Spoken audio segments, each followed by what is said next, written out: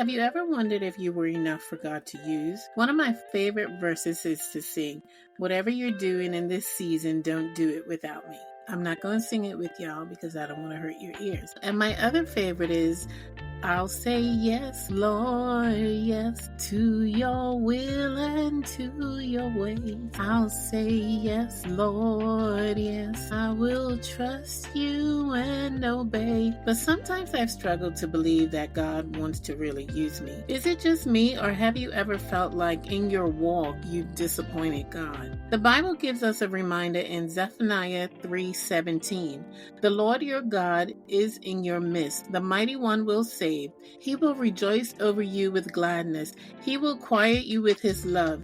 He will rejoice over you with singing." Even though you may not always feel God is rejoicing over you with gladness, know that God delights in you, and there is nothing you can do to change that, because God loves you every single day, and he loves you so deeply. God's heart yearns after you. He rejoices over you, not with disappointment, but with singing and gladness. That's what the word says, y'all. I'm not saying it, the word says it.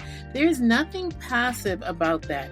It's personal, it's joyful, and it's also constant in your life. Make today the day that you decide to silence the inner voice that you're too broken, you're too behind, or that you're too much.